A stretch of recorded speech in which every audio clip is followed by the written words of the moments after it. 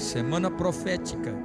Nós temos 7 dias de culto, né? A partir do dia 13, na verdade vamos ter 8, porque o dia 13 caiu numa segunda-feira, então já teremos o culto do domingo, e aí iremos até a outra semana com o culto da semana profética, que a gente faz todos os anos no período do carnaval. Todos os pregadores já estão agendados, e eu tenho certeza que vai ser uma bênção em nome de Jesus. Então, do dia 13 ao dia 19 de fevereiro será a semana profética. Vamos ler um texto na Bíblia Sagrada, que se encontra na carta de Paulo aos Romanos, no capítulo de número 6 e versículo de número, capítulo de número 6 e versículo de número 11 até o versículo de número 17. Carta de Paulo aos Romanos, capítulo de número 6, versículo de número 11 até o versículo de número 13. Estamos no culto missionário. Então hoje tínhamos duas opções.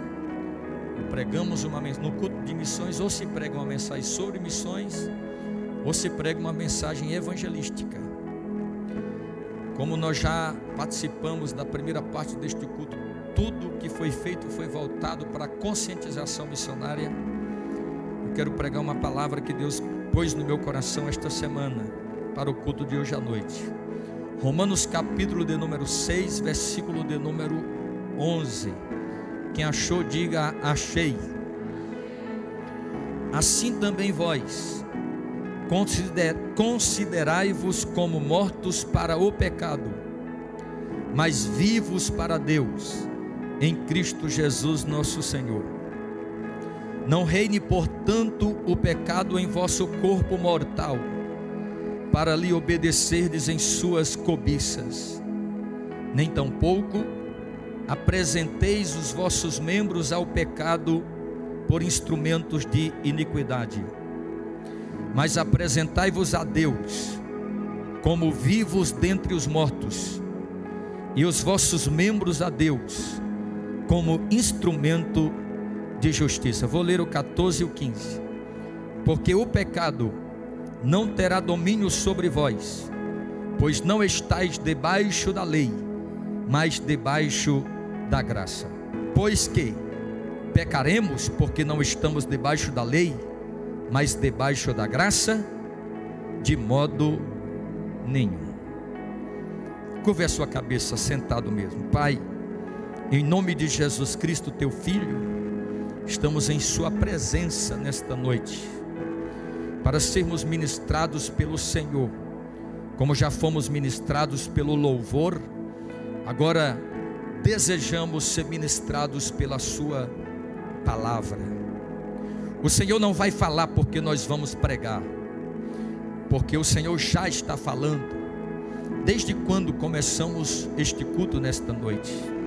Então cremos que o Senhor continuará falando conosco, desta vez através da sua palavra. Já comemos o peixe que foi multiplicado através do louvor, e agora queremos comer o pão. Eu quero, Senhor, na autoridade do teu nome, declarar que seja cancelada toda ação de Satanás e dos demônios que tentarão trabalhar para roubar esta palavra da mente desta pessoa que está aqui para ouvi-la. Em nome de Jesus declaro, pela autoridade do teu nome, que toda mente que entrou aqui neste ambiente seja levada cativa ao domínio de Cristo Jesus, e que os ouvidos espirituais sejam abertos, meu Senhor, para ouvir o que o Espírito diz à igreja.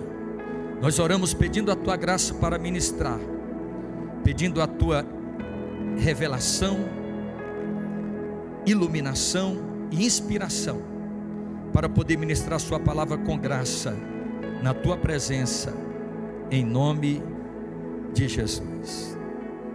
Amém e amém. Me preste sua mente nesta noite. Tem uma palavra que apareceu muitas vezes no texto que eu li esta noite, se você prestou atenção na leitura do texto. E se você prestou atenção na leitura do texto, você vai perceber que dos versículos 11 até o versículo 15, uma palavra se destacou em quase todos os versículos. Foi a palavra pecado. A palavra pecado aí, ela se destacou dentre os demais versículos, até porque o capítulo de número 6 da carta de Paulo aos Romanos é o capítulo que demonstra a morte carnal do crente e a ressurreição espiritual deste crente para servir ao Senhor. Capítulo de número 6 da carta de Paulo aos Romanos vai falar de dois senhores. Um é Jesus e o outro é o pecado. E Paulo vai dizer neste capítulo que aquele a quem nós nos entregarmos como servo, este se faz Senhor sobre a nossa vida. Falar sobre o pecado, primeiro, eu não tenho a intenção de esgotar este assunto, até porque o assunto sobre o pecado é uma matéria extensa dentro da teologia bíblica, da doutrina bíblica. E também é uma mensagem que hoje está praticamente desaparecendo dos púlpitos das igrejas. Pregações sobre santidade, pregações sobre pecado, pregações sobre o inferno, pregações sobre o juízo final, são mensagens que estão desaparecendo dos púlpitos das igrejas. As mensagens hoje que são recebidas, ovacionadas, aceitas, são as mensagens de autoajuda, as mensagens que, de alguma forma, elas afagam o nosso ego enquanto nós estamos ouvindo-a.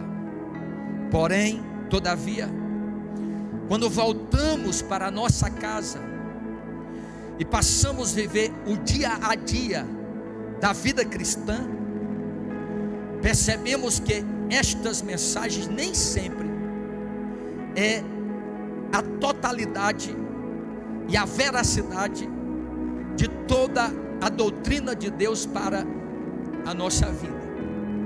Com isso, estamos percebendo não só dezenas, não só centenas, mas milhares de cristãos indo para o inferno sem perceber, acomodados no seu modelo de vida cristã, na sua forma de vida cristã, até mesmo frequentando uma igreja, mas indo para o inferno.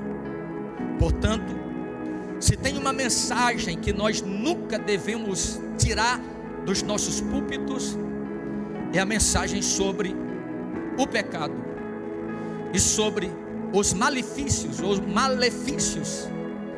que ele trará sobre a vida do ser humano. E dentre o principal, arrancá-lo do céu e lançá-lo no inferno. O que é pecado? Pecado é a causa da perdição do homem. Pecado é tudo aquilo que não se conforma com a lei divina e não se alinha com ela.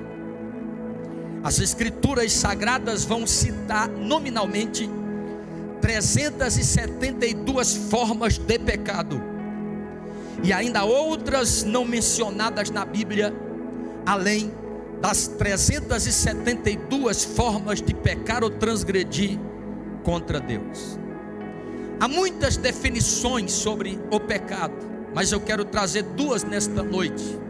A primeira delas é transgressão. O que é transgressão? Nesta definição de pecado, denota a quebra das leis divinas, significa transpor a fronteira da lei do bem, da ordem e da decência. Provérbios capítulo de número 28 e versículo de número 13 diz: o que encobre as suas transgressões jamais prosperará, mas aquele que as confessa e deixa, alcança misericórdia diante de Deus. A segunda definição de pecado é iniquidade. O que é iniquidade? Iniquidade significa estar fora do prumo, fora do nível, do lado de fora, afastar-se do certo e errar o alvo. Ezequiel capítulo de número 18 e versículo de número 20 diz: a alma que pecar, essa morrerá. O filho não levará a iniquidade do pai, nem o pai a iniquidade do filho. A justiça do justo ficará sobre ele, e a perversidade do perverso ficará ou cairá sobre ele. Esta passagem do livro de Ezequiel é uma expressão de Deus para o povo de Israel, que na sua cultura tinha o pensamento de que eles podiam transgredir contra Deus, cometendo qualquer tipo de iniquidade, porque eles não colheriam as consequências dos seus erros, mas as consequências dos seus erros cairiam sobre a próxima geração, a geração dos seus filhos. Então existia um ditado que dizia, eles diziam, citavam entre eles: os pais comem as uvas verdes, mas são os dentes dos filhos que ficarão embotados ou desbotados. Mas Deus está dizendo: vocês estão errados neste ditado, porque a alma que pecar é esta que morrerá. O pai não levará a iniquidade do filho, e nem o filho levará a iniquidade do pai. A justiça do justo cairá sobre ele, mas a perversidade do perverso cairá sobre este. O homem, meus irmãos, foi criado por Deus para viver na esfera divina, para viver no relacionamento com Deus. Porém, ao pecar, sua natureza foi mudada, e sua inclinação natural, a inclinação natural do homem é somente pecar, mesmo que não pareça ser assim. Mas quando o homem transgrediu no Éden, a inclinação natural do homem é pecar, é transgredir contra Deus. Pecar é o ser humano se desviar da sua finalidade moral, que é exaltar a Deus e somente a Ele. Repito, pecar é o ser humano se desviar da sua finalidade moral, que é exaltar a Deus e somente a Ele. A Bíblia Sagrada vai nos dizer, no livro do Gênesis, no capítulo de número 1, versículo de número 11, 12, e depois Gênesis capítulo de número 1, versículo de número 26, que o homem foi criado à imagem de Deus, enquanto os animais e os vegetais foram criados segundo a sua espécie, o homem foi criado segundo a imagem de Deus. Em Gênesis no capítulo de número 1, versículo 11 diz: produz a terra relva, ervas, que deem semente, e árvores frutíferas, que deem fruto segundo a sua espécie, cuja semente esteja nele sobre a terra. E assim se fez.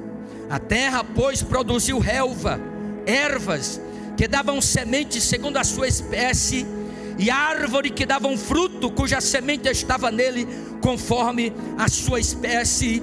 E viu Deus que isto era bom. Quando Deus deu uma ordem à terra, Deus disse: terra, produza árvore que produza fruto e que tenha semente segundo a sua espécie. Mas em Gênesis no capítulo 1, versículo 26, o texto diz: também disse Deus: façamos o homem a nossa imagem, conforme a nossa semelhança. Aos seres inanimados, a natureza, os animais, Deus os criou segundo a sua espécie, a espécie daquilo que foi criado. Mas ao homem, que Deus o formou, Deus o fez segundo a sua imagem, e segundo a sua semelhança. Mas após o homem pecar, após o pecado, o ser humano, o homem que foi feito à imagem e semelhança de Deus, passou agora a gerar filhos, não segundo a imagem de Deus, mas passou a gerar filhos segundo a sua própria imagem. Quando Adão, ou se Adão não tivesse pecado contra Deus, se Adão e Eva não tivessem desobedecido a Deus no Éden, todos os filhos que fossem gerados por Adão e Eva eram gerados segundo a imagem de Deus. Mas quando Adão e Eva pecaram contra Deus, os filhos que eles passaram a gerar não eram mais filhos segundo a imagem de Deus, mas eram filhos segundo a sua própria imagem, e não mais segundo a imagem de Deus. Gênesis no capítulo 5 e o versículo de número 3 nos diz o texto: viveu Adão 130 anos e gerou um filho à sua semelhança, conforme a sua imagem, e lhes chamou de Sete. Deus gerou filhos segundo a sua imagem, mas Adão, ao transgredir o mandamento divino, agora gera filhos não segundo a imagem de Deus, mas segundo a sua própria imagem. Gerou Adão um filho à sua semelhança, conforme a sua imagem. Portanto, todo o ser humano, a partir da queda, nasce espiritualmente contaminado. Nós apresentamos uma série de bebês no ano passado e no início deste ano, e estes bebês que nasceram aqui na igreja, eles herdaram de seus pais uma natureza pecaminosa, inclinada a pecar. Enquanto estas crianças que aqui foram apresentadas não souberem discernir entre o bem e o mal, elas são consideradas inocentes diante de Deus, e das tais é o reino dos céus. Mas a partir do momento, se Jesus Cristo não voltar, que essas crianças passarem a discernir entre o certo e o errado, estes pais têm o dever, se são cristãos de verdade, de conduzir os seus filhos a ter um encontro com Jesus, porque os seus filhos não nasceram salvos, eles nasceram inclinados a pecar, herdaram uma natureza pecaminosa, porque todo aquele que nasceu depois da queda, nasceu espiritualmente contaminado. Romanos capítulo 5, versículo 12 diz: portanto, assim como por um só homem entrou o pecado no mundo, e pelo pecado a morte, assim também a morte passou a todos os homens, porque todos pecaram. A Bíblia Sagrada diz que por causa do pecado de Adão, a morte entrou no mundo e contaminou a todos. Se você realmente tivesse uma noção do que foi o pecado que fez, o que o pecado fez, o pecado não só destruiu as obras de Deus aqui embaixo na terra, todo o universo que existe foi contaminado pelo pecado. As consequências do pecado não se tem noção dele numa mente meramente humana, a não ser que Deus revele a alguém. É tanto que Paulo, quando escreve aos Romanos no capítulo de número 3, ele vai falar dos 3 grandes gemidos que existem na face da terra. Ele vai falar do gemido do Espírito, ele vai falar sobre o gemido da criação. A criação geme, porque ela foi corrompida por causa do pecado. E ele vai falar do gemido da igreja, que espera o dia do seu arrebatamento, quando então será transformada a imagem e semelhança de nosso Senhor Jesus Cristo. Isto que é corruptível será revestido da incorruptibilidade, isto que é mortal será revestido da imortalidade. Bendito seja o nome de Jesus.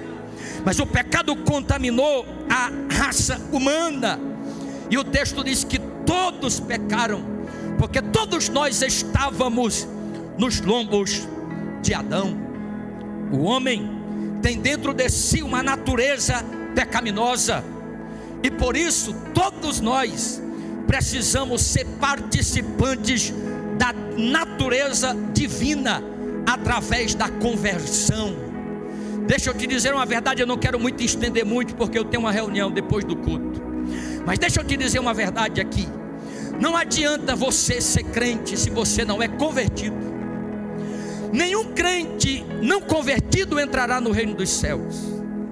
Esta é uma verdade bíblica incontestável. Não se pode contestar esta verdade.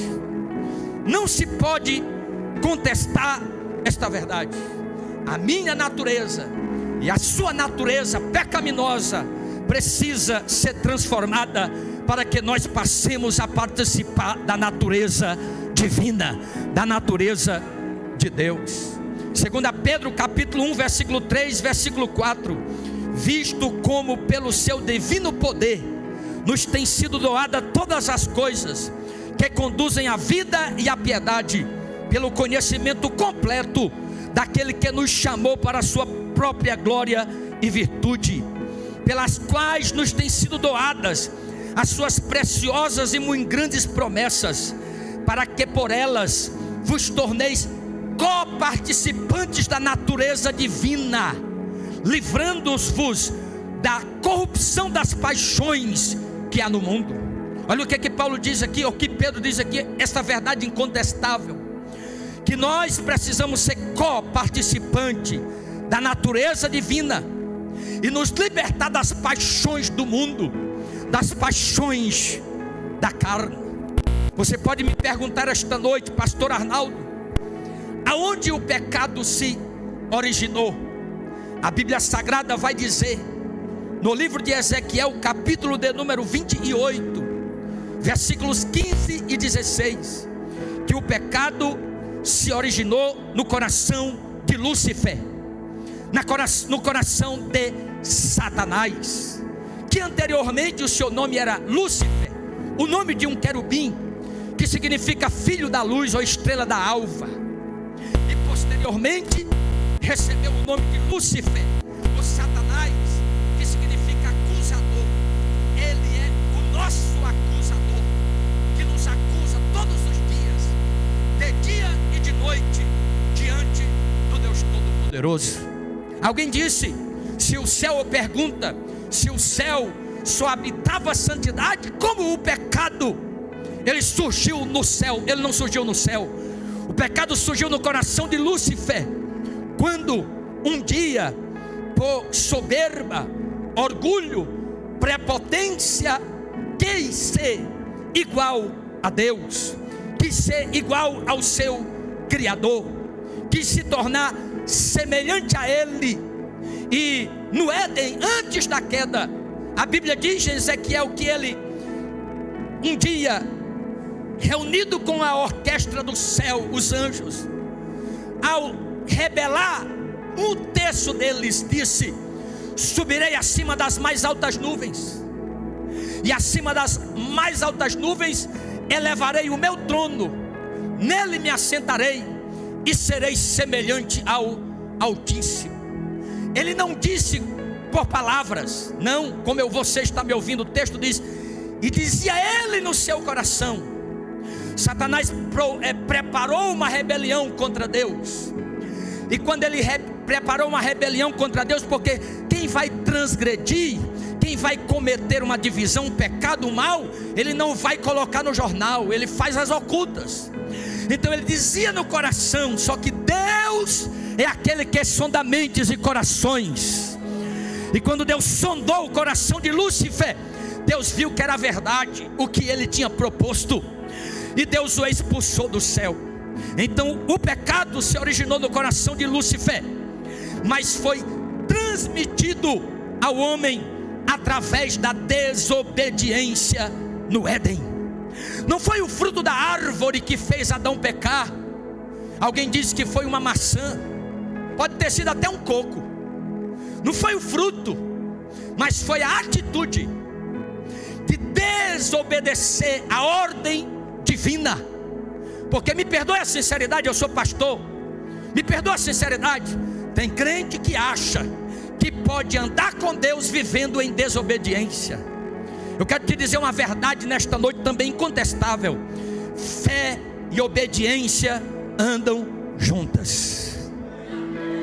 Fé e obediência andam juntas. Não foi o ato de comer do fruto da árvore, mas foi o ato de desobedecer a ordem divina, a ordem de Deus, que você já sabe qual é. Então eu ganho tempo, de forma que o pecado se tornou um mal universal. O pecado se tornou um mal universal. Hoje nós temos crentes nas igrejas que nunca mais voltaram para o culto. Nós temos crentes nas igrejas que no início da pandemia, todo mundo, a grande maioria fez isso, colocou a frase: eu não vejo a hora de ver a igreja abrir para eu ir para o culto, porque estou com saudade do culto. E a igreja já abriu há mais de 2 anos e até hoje não vem para o culto. Outros perderam o prazer de cultuar, cultuam quinzenalmente, semanalmente, semestralmente. Perderam o prazer de cultuar com medo de pegar a Covid-19. É claro que nós temos que ter cuidado, porque nós não queremos pegar Covid e morrer de Covid. Mas de que adianta você não pegar Covid e morrer em pecado? O que adianta você não congregar mais com medo de pegar Covid, mas morrer por causa do pior vírus que existe na face da terra, que não é o Covid, que não é o Ebola, que não é a AIDS, mas é o pecado. O pecado é o pior vírus que existe na face da terra. Oh glória! As igrejas do Brasil e do mundo enterraram muito crente que morreu de Covid, mas estão na glória, descansando no paraíso com Deus. Porque se tivesse morrido de Covid e tivesse morrido de pecado, tinha descido ao inferno. Mas a morte não importa qual é a morte que o crente vai sofrer. O que importa é que o crente não morre em pecado, porque o pecado separa o crente de Deus. O pecado se tornou um mal universal.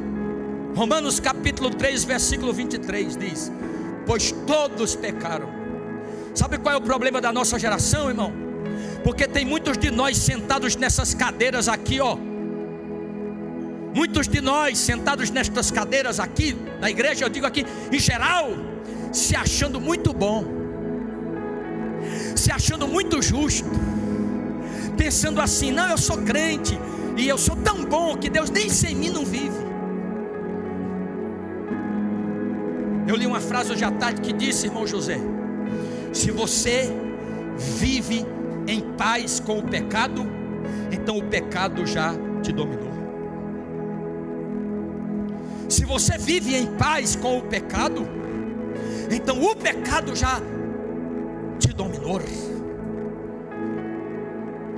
O pecado é uma doença espiritual que faz enfermar a alma. Salmo 41, versículo de número 4, o salmista disse: sara a minha alma, porque pequei contra ti. Em outro salmo, o salmista disse: enquanto eu escondi o meu pecado, a minha alma definhou, de forma que até nos meus ossos eu sentia o mal e a dor do pecado. Enquanto eu pecava ou pequei, a minha alma está doente. Olha aqui: todo o pecado, seja ele qual for, é praticado primeiramente contra Deus. Todo o pecado que o homem comete na terra, seja a categoria que for, primeiro ele peca contra Deus. Salmo 51, versículo de número 4. Davi está escrevendo o salmo confessório da sua confissão. Davi mandou assassinar o esposo de Batseba pela espada dos filhos de Amon.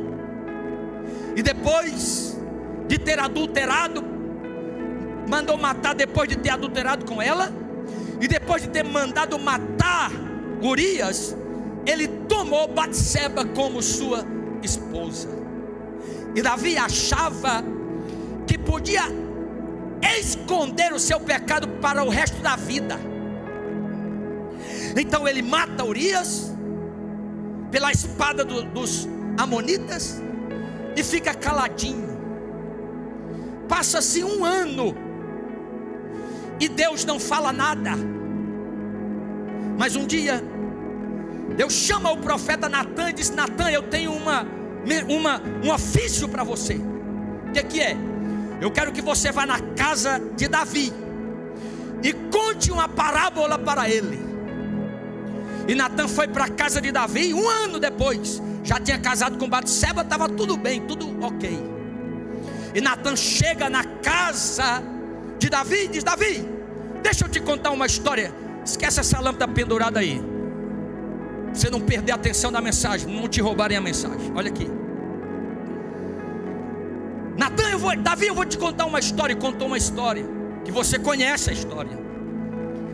Um homem rico recebeu um viajante na sua casa.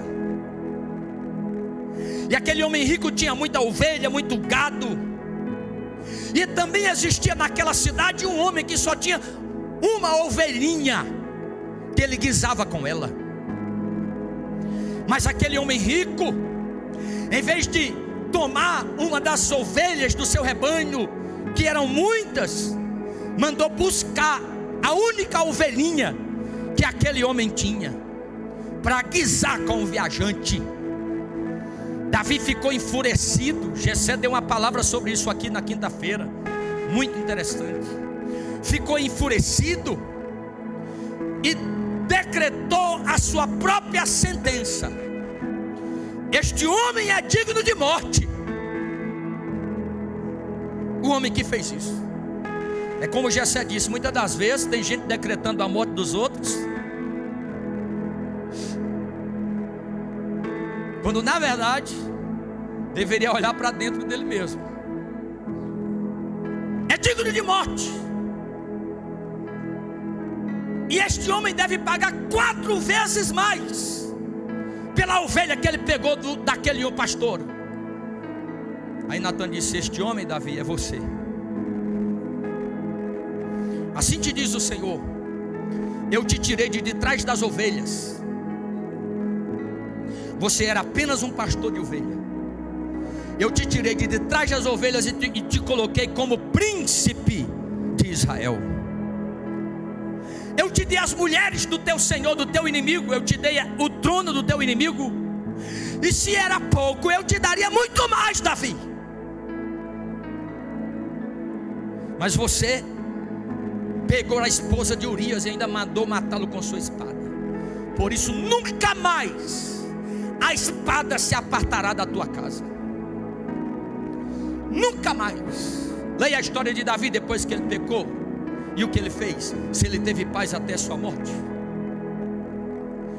Davi se arrepende, é verdade, e ele matou Urias e tomou Batseba. Mas quando ele vai confessar, ele disse: contra ti pequei, somente contra ti. Porque todo pecado que o homem comete, primeiro ele comete esse pecado contra Deus. O filho pródigo pecou primeiramente contra si mesmo e contra a sua família, o seu pai, pedindo a herança antecipada. Mas quando ele foi ter com o seu pai, ele disse: pai, pequei contra os céus e contra ti. Ou seja, todo pecado que o homem comete primeiro é contra Deus, é contra o céu, e depois contra alguém, uma pessoa, uma classe, uma igreja, uma sociedade, e assim por diante. Agora, quais são as consequências do pecado? Romanos capítulo de número 6 e versículo de número 23 diz: o salário do pecado é a morte. Quais são as consequências do pecado? Paulo disse: o salário do pecado é a morte. E esta morte aqui relacionada faz-se referência em primeira instância à morte física, mas em uma instância mais abrangente, a morte espiritual. Você pode me perguntar, mas pastor Arnaldo, o que é a morte espiritual? A morte espiritual é a morte que naquele dia Deus lançará no lago de fogo todo aquele cujo nome não estava escrito no livro da vida. Nós nos alegramos por muitas coisas aqui na terra, e não é pecado se alegrar. Mas quando os discípulos voltaram da sua primeira comissão evangelizadora, eles chegaram para Jesus e disseram: Senhor, alegres, os demônios se submetem a nós em teu nome, nós ordenamos e eles saem. Jesus disse: não vos alegrem, porque os demônios vos obedecem, mas alegrai-vos antes, porque o nome de vocês está escrito no livro da vida do Cordeiro. Oh, glória ao nome de Jesus. Pergunta aí a primeira vez ao irmão que está do teu lado: o teu nome está escrito no livro da vida, meu irmão? Oh, glória ao nome de Jesus. Alegrai-vos antes, irmão. Todo crente que tem convicção que o seu nome está no livro da vida, ele é um crente alegre. Ele passa por luta, ele passa por prova, ele passa por dificuldade, ele passa por provação, mas ele sabe que existe uma cidade que o espera, onde não haverá pranto, não haverá choro, não haverá dor, e ele estará para sempre com o Senhor. Glória ao nome de Jesus. Aqui nos congressos, nas festas, nos cultos, você canta além do Rio Azul, mas lá você vai viver além do Rio Azul, onde não haverá morte, nem choro, nem dor, nem sofrimento, para aqueles que têm o seu nome escrito no livro da vida do Cordeiro. Mas as consequências do pecado é a morte, e esta morte não só a física, mas a morte é espiritual. No texto da Santa Ceia, vimos uma referência aos estágios da morte até chegar à morte espiritual. Paulo escrevendo diz: eis a razão porque há entre vós muitos fracos, doentes e não poucos que já morreram. Por quê? Porque a Santa Ceia, indignamente, é apenas o resultado de um estilo de vida. Então todas as vezes que você, eu, qualquer um, toma a Santa Ceia indignamente em pecado, você acrescenta nos autos do teu processo, quando você for comparecer perante o tribunal de Cristo, mais um inciso contra a sua própria vida e em sua própria sentença. Você entende isso? Por isso que há entre vós muitos fracos e doentes e muitos que dormem. Isaías 59, 12, eu estou falando das consequências do pecado. Ele diz que o pecado nos separa completamente de Deus, que faz com que até mesmo as nossas orações não sejam ouvidas.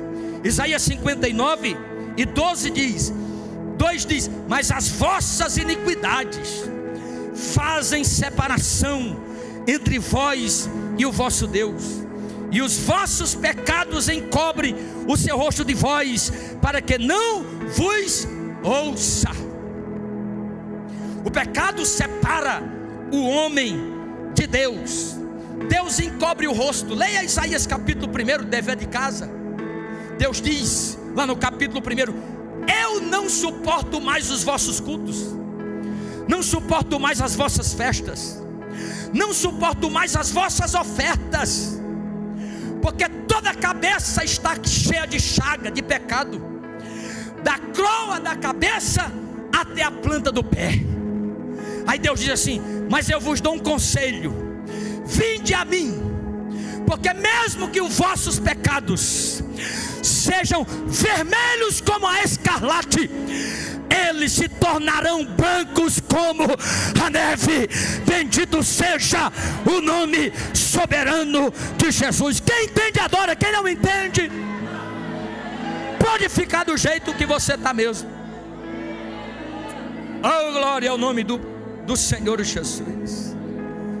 Você pode me perguntar também nesta noite: pastor, há perdão para o pecado? A Bíblia Sagrada menciona o pecado perdoável e o pecado imperdoável, ou os pecados perdoáveis e o pecado imperdoável. Mateus capítulo de número 12, versículo 31 e 32 diz: por isso vos declaro, todo pecado, pronome de intensidade, todo pecado e blasfêmia serão perdoados aos homens, mas a blasfêmia contra o Espírito Santo não será perdoada. Se alguém, pronome definido, proferir alguma palavra contra o Filho do Homem, ser-lhe-á isto perdoado. Mas se alguém falar contra o Espírito Santo, não lhe será isso perdoado, nem neste mundo e nem no porvir. Aqui Jesus fala dos pecados perdoáveis e do pecado imperdoável. Olha aqui para mim, você que diz servir a Deus. O pecado imperdoável não diz respeito a um ato isolado, mas trata-se de um pecado contínuo, não cometido por ignorância. Porque tem crente, presta atenção nisso aqui, que ele acha que blasfemar contra o Espírito Santo é só conscientemente falar, amaldiçoar o Espírito, ou dar às obras do Espírito ações de demônios. Mas o texto nos diz em Hebreus capítulo 10 que aquele que vive pecando conscientemente, ele faz agravo ao Espírito da graça. Aquele a quem o Espírito convence, e o ato contínuo de pecar conscientemente levará esta pessoa ao pecado imperdoável. Porque Paulo escreve nas suas cartas dizendo que nós não devemos entristecer o Espírito, nós não devemos resistir ao Espírito, e nós não devemos apagar o Espírito. Oh, glória a Jesus! Todo crente que está indo para o céu, ele está indo tete a tete com o Espírito Santo de Deus. Vive uma vida no Espírito, caminha com o Espírito, ouve a voz do Espírito de Deus. Pecado imperdoado não se diz respeito a um ato isolado, mas trata-se de um pecado contínuo, não cometido por ignorância. 1 Timóteo 1,13, olha, Paulo diz: a mim, que no outro tempo era blasfemo, ele era o quê? Blasfemo e perseguidor e insolente. Paulo diz que era tudo isso antes, mas obtive misericórdia. Por que Paulo obteve misericórdia? Ele diz: porque fiz na ignorância, na incredulidade. Então, quando nós, na ignorância da falta de conhecimento da palavra, fazemos coisas que não agradam a Deus, quando viemos para Deus, Deus não leva em conta o tempo da ignorância. Mas uma coisa é viver na ignorância, e outra coisa é conhecer a verdade e fazer o contrário. Paulo está dizendo: a mim no outro tempo era blasfemo, perseguidor e insolente, mas obtive misericórdia, porque fiz na ignorância.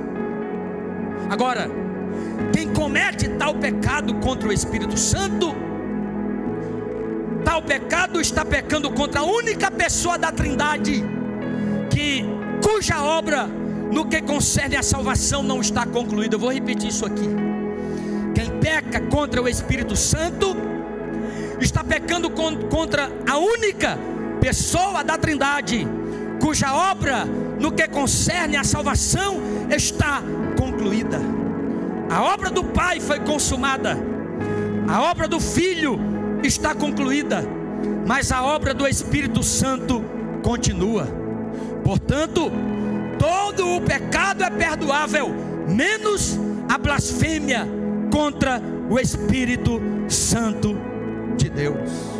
Vou dizer e vou encerrar: como, pastor, triunfar sobre o pecado?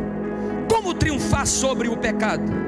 Primeiro, a primeira coisa que ajuda o crente a triunfar contra o pecado é amar a palavra de Deus, a ponto de escondê-la no seu coração.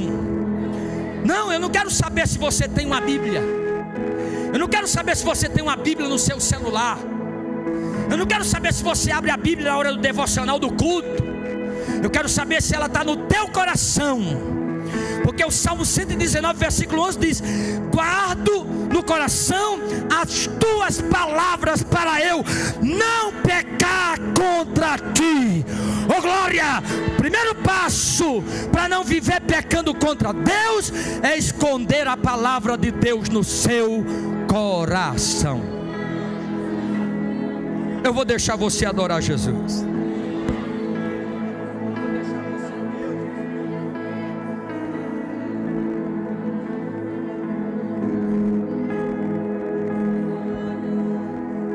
Esconder a palavra, guardo no coração. Não adianta, pastor, já li a Bíblia 20 vezes. Não adianta se você não guarda. Eu conheço a Bíblia do Gênesis, Apocalipse. Não adianta se você não guarda no coração.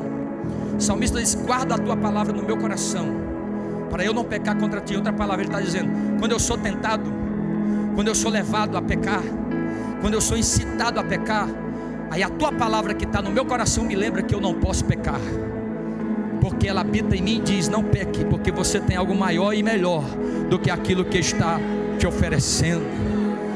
Segundo, como triunfar sobre o pecado? Crer no poder do sangue de Jesus, no seu sacrifício expiatório que Ele realizou a fim de que o pecado não tenha mais domínio sobre nós.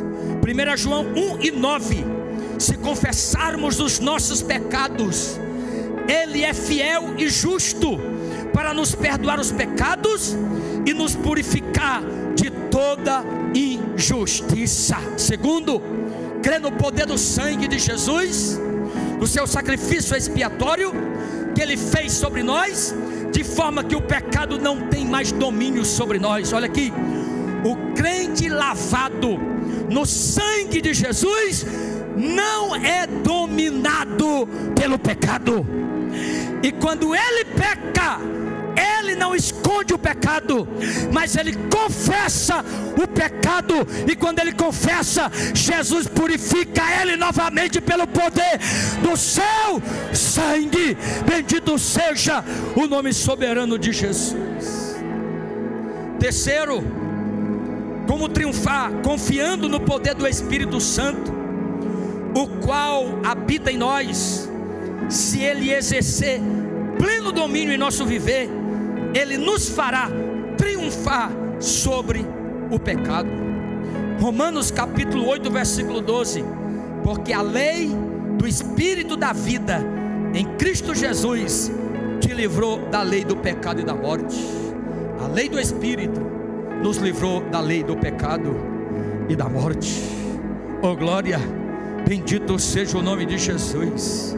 Se tem algum pecado que você não conseguiu deixar, o Espírito Santo pode te ajudar a abandonar este pecado. Oh, bendito seja o nome soberano de Jesus. Quarto, permanecer, não só aceitar, mas permanecer em Cristo. Ele venceu todas as coisas, e se estivermos nele, também venceremos o pecado. Hebreus capítulo 4, versículo 15 e 16: porque não temos um sumo sacerdote que não possa compadecer-se das nossas fraquezas, antes foi ele tentado em todas as coisas. Tem a tradução que diz: em toda sorte de pecado, a nossa semelhança, mas sem pecado, ou não pecou. Acheguemo-nos, portanto, confiadamente junto ao trono da graça, a fim de recebermos misericórdia e acharmos graça para socorro em ocasião oportuna. Se você permanecer em Cristo, Cristo venceu todas as coisas. Olha aqui, irmão, é sério que eu estou pregando nesta noite, porque hoje, no tempo que nós estamos vivendo, os seres humanos são expertos em dar desculpa dos seus erros. É uma herança maldita de Adão e Eva, porque quando Eva pecou, e Deus chama Adão para prestar conta, Adão não reconhece o seu pecado. Ele disse: a mulher que o Senhor me deu. E quando Deus foi conversar com Eva, Eva disse: a serpente me seduziu. Ou seja, é uma inclinação maligna dos nossos genitores não reconhecer a nossa condição pecaminosa diante de Deus. E tem crente que está vivendo uma vida de pecados, e ele acha que no dia que comparecer perante o trono do juízo final, ele vai poder dizer para Deus, ou dar uma desculpa: Senhor, a carne era fraca, Senhor, eu não tinha força, Jesus. O Senhor viu a minha luta lá em casa, com minha família, com meu marido, com minha esposa, com meu filho, e por isso eu não dei conta. Não, Deus não vai aceitar isto, porque Paulo escreve aos Coríntios dizendo: não vos veio tentação senão humana, mas fiel é Deus, que não vos deixará ser tentado além do que podeis suportar, e com a tentação Deus dará também o escape. Bendito seja o nome de Jesus. Aqui diz que Deus nos compreende. Jesus, diga assim, bata no peito e diga: Jesus conhece minhas fraquezas, mas Ele não aceita uma vida de pecado. Aqui diz que Ele foi tentado em toda sorte de pecado. Então, toda a tentação que você sofreu um dia na terra, Jesus sofreu. E por que Ele sofreu? Para saber como é. Então Paulo, o escritor aos Hebreus, está dizendo: Ele foi tentado em toda sorte de pecado, só que Ele não pecou. Então quando você perceber que você está sendo levado a pecar, se chegue ao trono da graça, confiadamente. Olha aqui, porque Deus nunca vai nos julgar pelas nossas fraquezas. Deus vai julgar pelos pecados, não pelas fraquezas. Porque todos nós que estamos aqui do púlpito à porta temos limite. Somos seres humanos, temos defeitos e somos imperfeitos, todos. Deus não vai nos julgar por nossa imperfeição, por nossas fraquezas, mas Ele vai julgar pela decisão que eu tomei de continuar no pecado. Quinto, a nossa fé depositada em Cristo nos faz triunfar sobre o pecado. Filipenses 3:9: e ser achado nele, não tendo justiça própria que procede da lei, senão a que é mediante a fé em Cristo, a justiça que procede de Deus, baseada na fé. A justiça que procede de Deus, baseada na fé. Todo ser humano que está aqui, quem está me ouvindo e quem não está, era digno do inferno, era digno do lago de fogo.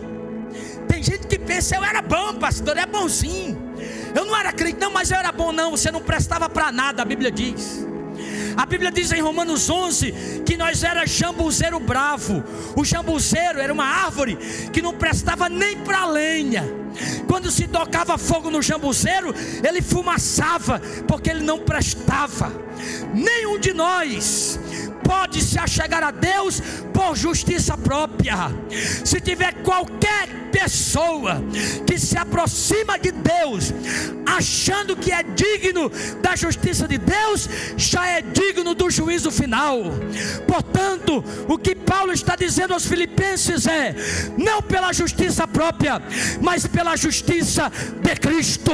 Você pecou, você transgrediu, você feriu a santidade de Deus, mas no dia que você levantou a mão e Jesus entrou na tua vida, Deus disse: declaro justo no meu tribunal, não há mais condenação contra os que estão em Cristo Jesus.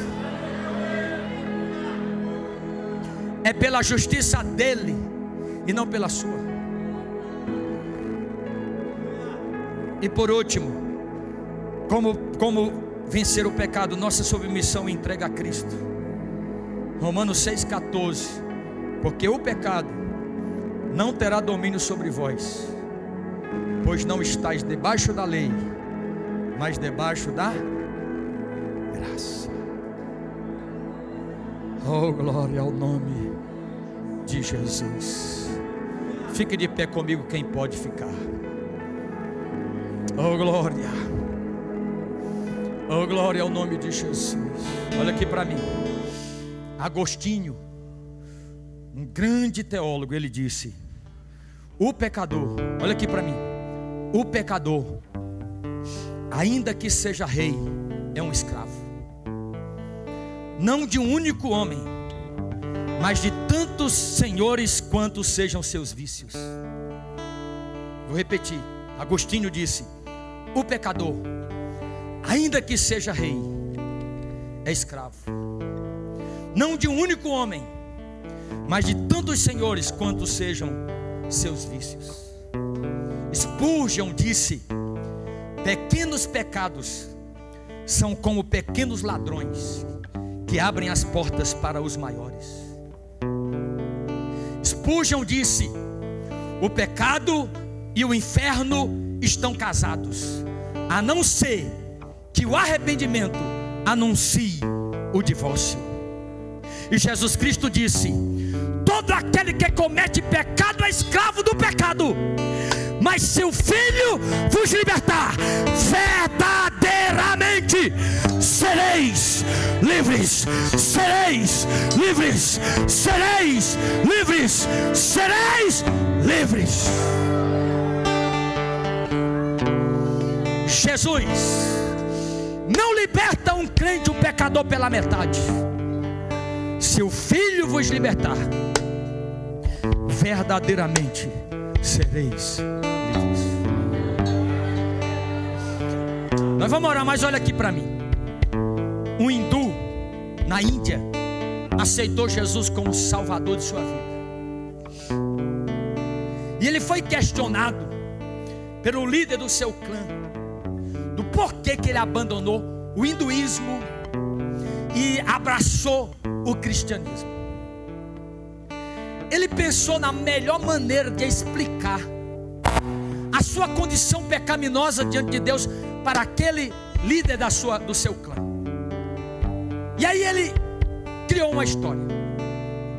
Ele disse: um dia eu estava caminhando na selva, quando de repente um tigre me avistou. E aquele tigre começou a me perseguir, para me devorar, para me destruir. E eu corri dentro da floresta para sobreviver daquele tigre, daquela fera. E quanto mais eu corria, mais ele me perseguia, de forma que quando ele estava quase me alcançando, eu caí em um buraco. Quando eu caí naquele buraco, antes de atingir o fundo do poço, eu segurei em um cipó que estava pendurado naquele buraco. Ao segurar naquele cipó, eu olhei para baixo, e embaixo daquele poço tinha uma serpente venenosa me esperando cair.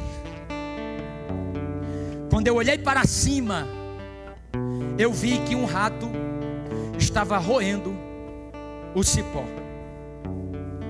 e lá fora o tigre me esperando. Esta era a minha condição, disse o hindu. Ele disse: mas de repente, quando eu menos esperava, apareceu um caçador, espantou aquele tigre e estendeu a mão e me tirou do buraco.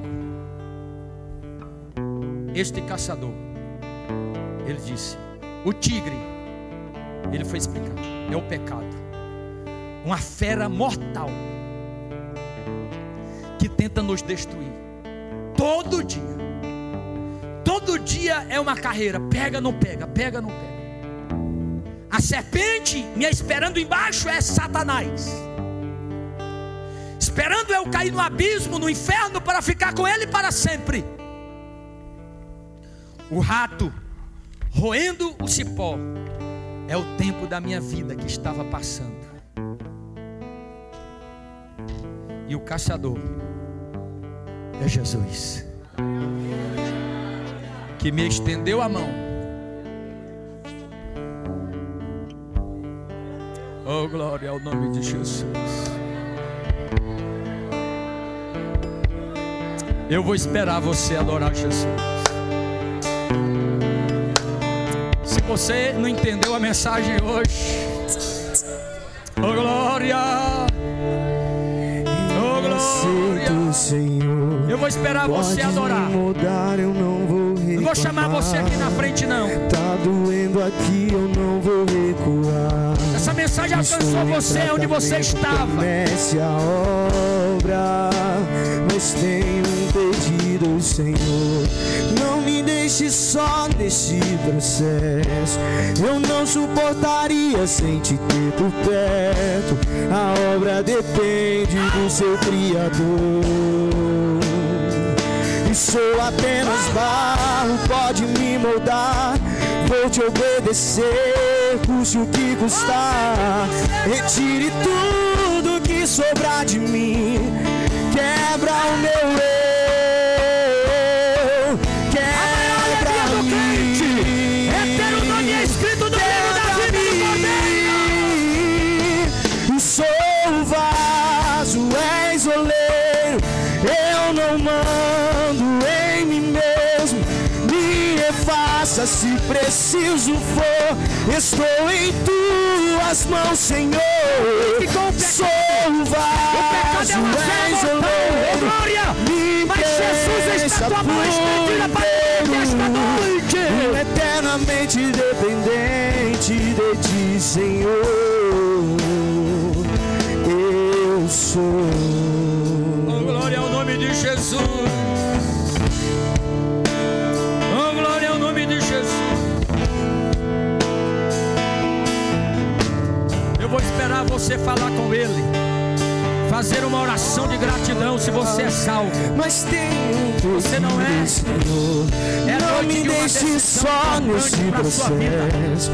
Eu não suportaria sem te ter por perto. Glória ao nome de Jesus. A obra depende não do com o Criador. Pecado. Ele é uma fera. Eu sou apenas barro, pode me glória. E vou te obedecer, se pois o Filho vos libertar, tudo que sobrar de mim, sereis livres. Quebra o meu eu, quebra-me, quebra-me.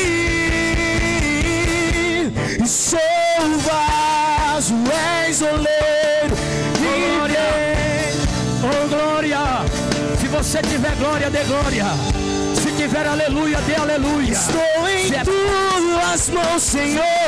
Santo, sou vaso, és oleiro.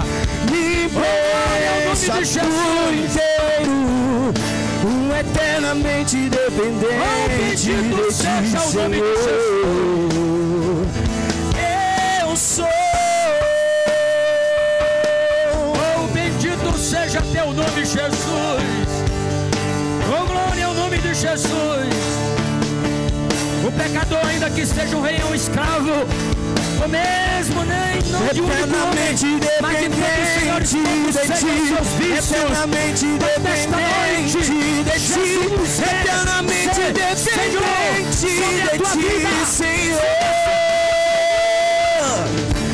Eternamente dependente de ti, eternamente dependente de ti, eternamente dependente de ti, Senhor. Sou vaso, és oleiro, eu não mando em mim mesmo. Me refaça se preciso for. De nada. Estou em tuas mãos, Senhor. Sou vaso, és oleiro. Hoje Deus quer salvar sua alma por inteiro. Você se encontra num buraco, segurando o cipó. Hoje o tempo da vida está passando e o inimigo te espera. Eu sou.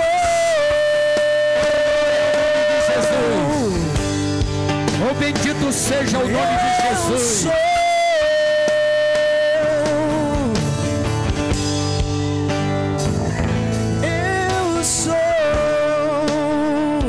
Eu quero perguntar se tem alguém que quer aceitar a Jesus como Senhor e Salvador de sua vida. Lembre-se que a corda do tempo está passando, o rato está roendo. Oh, glória ao nome de Jesus. Que é um jovem para Cristo. Deus me disse: meu filho, e eu vou falar, já falei aqui uma dezena de vezes, vou falar de novo. Meu filho, existe uma geração nesta igreja que não quer mais me adorar, mas eu vou salvar uma nova geração que vai me adorar nessa casa. E Deus está fazendo isso. Deus está fazendo e Ele vai fazer. Oh, glória ao nome de Jesus. Aonde é que está mais uma vida para Jesus? Que quer aceitar Jesus como Senhor e Salvador de sua vida? Você que está desviado da casa do Senhor. A Bíblia Sagrada diz que o nome de todo desviado está escrito no chão, lá em Jeremias. Senhor, aqueles que te abandonam, o nome será escrito no chão. Enquanto os salvos têm o nome escrito no livro da vida, os desviados têm os seus nomes escritos na terra.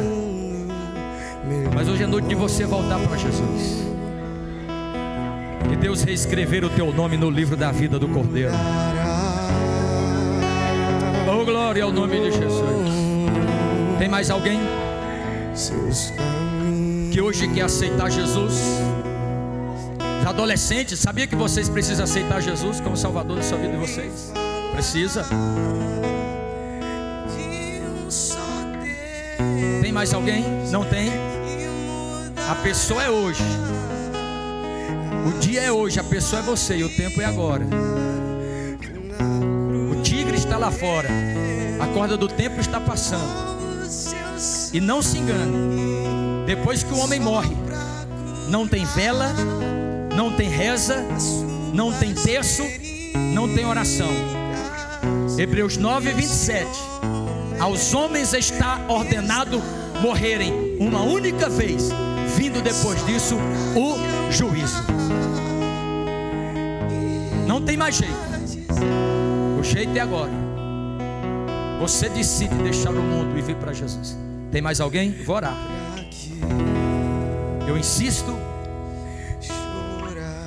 porque pode ser a tua última oportunidade, a tua última chance de fazer um conselho com Deus. Tem alguém? Mais alguém? Não tem? Não há? Então eu não vou orar por estas almas. Aqueles que podem levantar mãos santas em todo lugar, sem ira, sem contenda.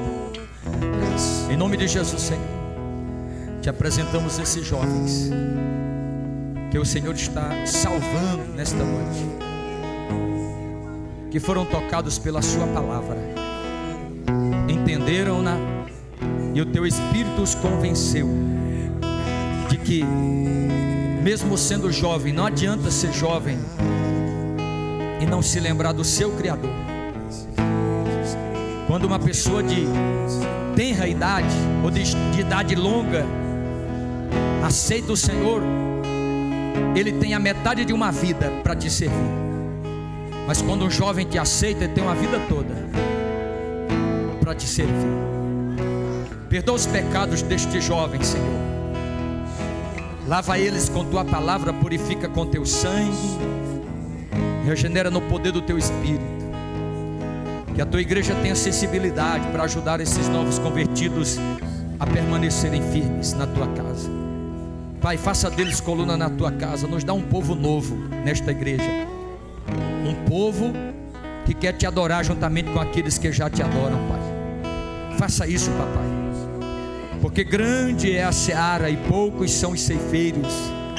Mas rogamos ao Senhor da seara que envie trabalhadores para a sua seara. Abençoa o teu povo que hoje ouviu esta palavra. que ao terminar este culto, da porta para fora, sejamos praticantes do que ouvimos aqui dentro, Pai. Nos ajuda. Te pedimos isto em nome de Jesus. Amém e amém. Glória a Deus. Saúde esses irmãos na paz do Senhor. Nós vamos encerrar. Irmãos, amanhã tem ciclo de oração, 17h30. Às 19h30, curso de teologia. Eu quero dar uma nota aqui. Se tem alguém